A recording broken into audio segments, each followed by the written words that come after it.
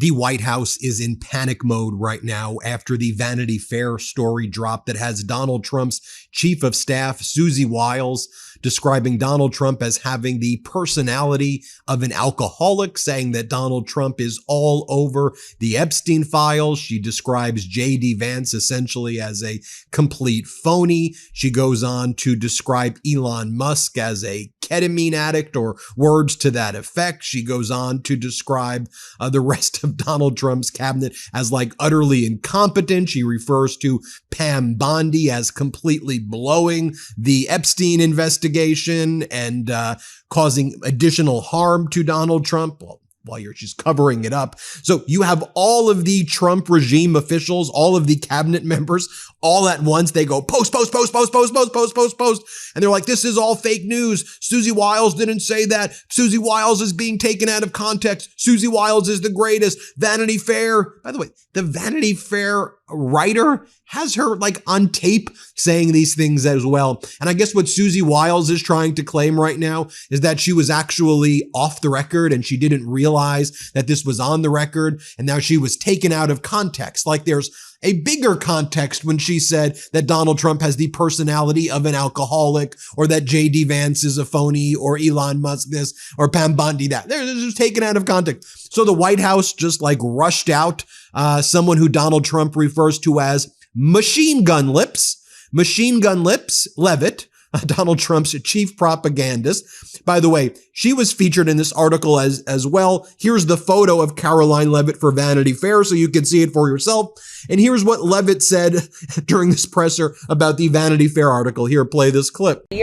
As for the Vanity Fair article, Michael, I'll take your question directly. This is, unfortunately, another example of disingenuous reporting, where you have a reporter who took the chief of staff's words wildly out of context, did not include the context those conversations were had within. And then further, I think the most egregious part of this article was the bias of omission that was clearly present. And we see a lot of this when dealing with the media every day. You will leave out important context, leave out comments and facts.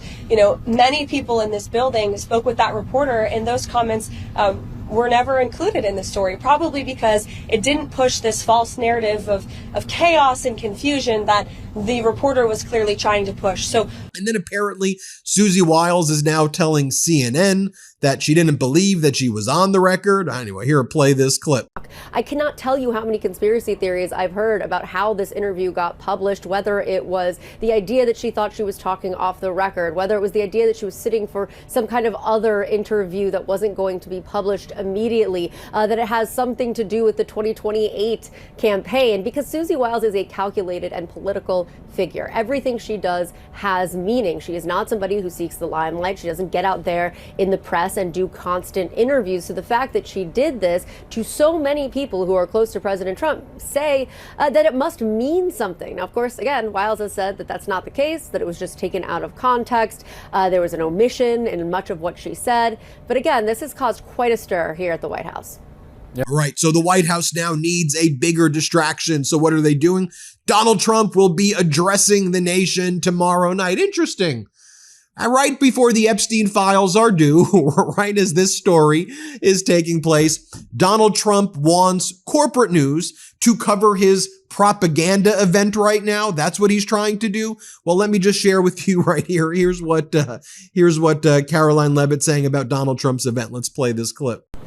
We greatly look forward to President Trump addressing the nation tomorrow night, 9 o'clock Eastern. I hope your audience will tune in, and Americans across the country will tune in to hear from their president as well about the historic accomplishments that he has garnered for our country over the past year. Then Caroline Levitt does what she normally does when she's in these situations, attack former President Biden. And she goes, oh, former President Biden just brought in fake jobs from foreigners. He never actually brought in American jobs. This is just totally a lie. Play this clip. Force. And we know under the previous administration and Joe Biden that 100% of the jobs gained were for foreign-born workers. These were for people who flooded our country and took the jobs of hardworking Americans. And so President Trump's policies of not just border security, but also incentivizing investment into our country. He's gone overseas to recruit trillions of dollars in new investments, new jobs, economic growth into our manufacturing industry here at home.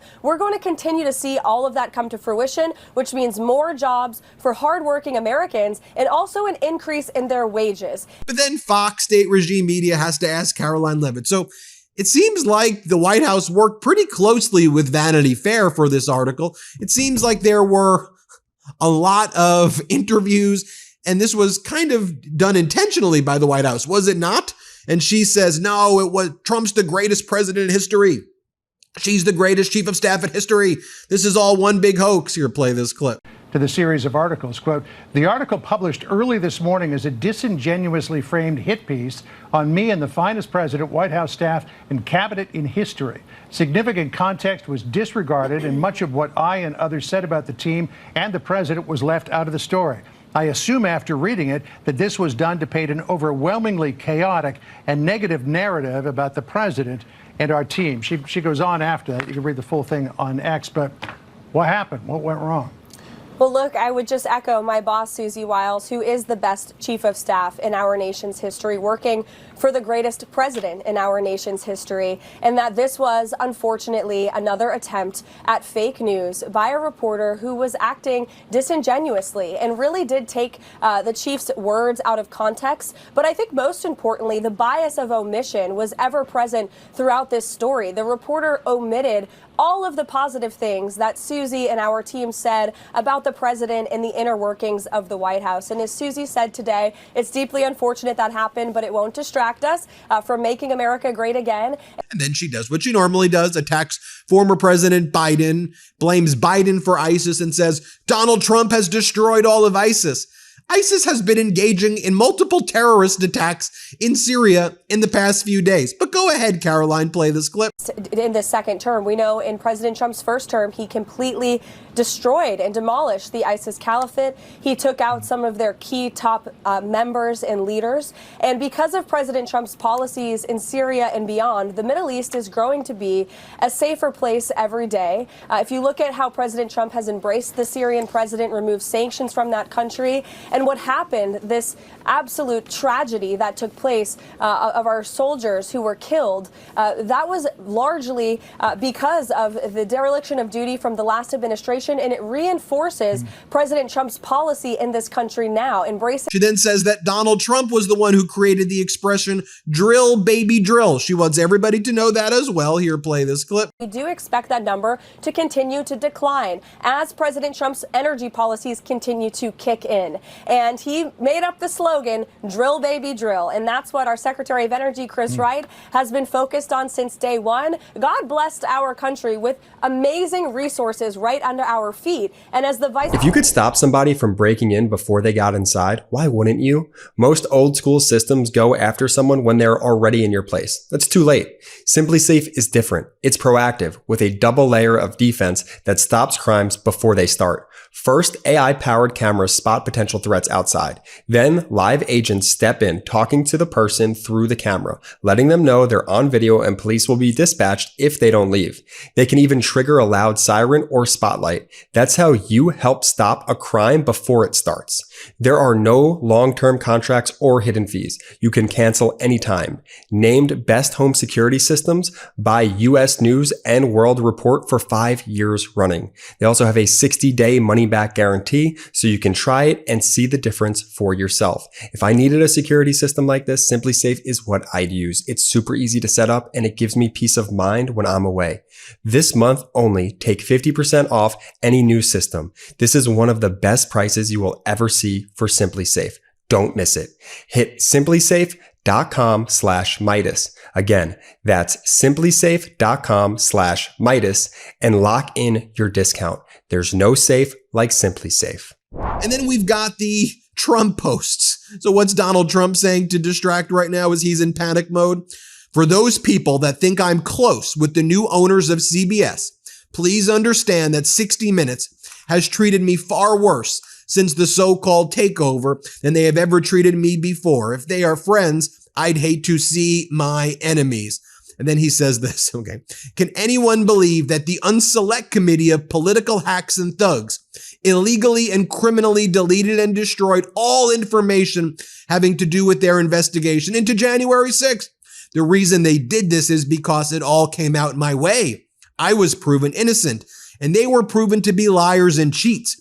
They must be held accountable and pay a very steep price! Exclamation point. You see his go-tos when Epstein files are getting released, when Susie Wiles says he has an alcoholic's personality and he's all over the Epstein files. Susie Wiles said, you know, him and Epstein, they were like playboys. They were like playboys, young playboys going around town together. So I know that sounds passé, she says, but they were like playboys. Okay, let's be very clear also. The January 6th files are on Google. You could Google them. They're archived. When the MAGA Republicans took over the House of Representatives, they removed them from the official congressional site and they got moved to the electronic archives. You could Google right now and you'll see the deposition transcripts, the files. All of the documents are available online. Also, Special Counsel Jack Smith wants to testify publicly about his 2 criminal cases because there's so much lies being spread by Trump and the regime. Jack Smith, who was the lead prosecutor against Donald Trump in the Mar-a-Lago case, where Trump is alleged to have stolen national security information, like nuclear secrets, and the January 6th case, Jack Smith's like, I'd like to testify publicly about it. And the MAGA Republicans are like, no. Private deposition. We're going to keep this secret from the American people. Why keep it secret? Also, in the January 6th civil cases that have been filed against Donald Trump that are still pending, Donald Trump is asserting executive privilege to hide the tens and thousands of documents. Trump's the one. Do you see that? It's all projection. Trump has, go look at it. Trump filed objections not to turn over January 6th related documents in his custody and control by asserting executive privilege, in addition to the documents that are archived and publicly available. They lie about everything. Then Donald Trump boasts about defunding Colorado after the state refused to acknowledge his pardon of Tina Peters, who was relating to the January 6th insurrection. And so Trump is bragging that Department of Energy will be scrapping a $615 million investment in Colorado for their energy production and energy project. So as people's energy prices are going up, great work, Donald. You're showing them. Oh, and then Donald Trump is post that he filed a powerhouse $10 billion lawsuit against the BBC. It's a powerhouse lawsuit, everybody, a powerhouse. The hell does that even mean? One of your stupid lawsuits that you file against the media companies. And by the way, BBC, you better stand up to this tyrant. You better stand up to this freaking weak, pathetic loser in these civil cases. Notice his deposition, get him under oath. Ask him about his finances. Ask him about Epstein. Ask him about Jay. Ask him about it all. Let's see that freaking deposition. Let's go. Anyway, hit subscribe. Let's get to 6 million. Thanks for watching. Love this video? Support independent media and unlock exclusive content, ad-free videos, and custom emojis by becoming a paid member of our YouTube channel today. You can also gift memberships to others. Let's keep growing together.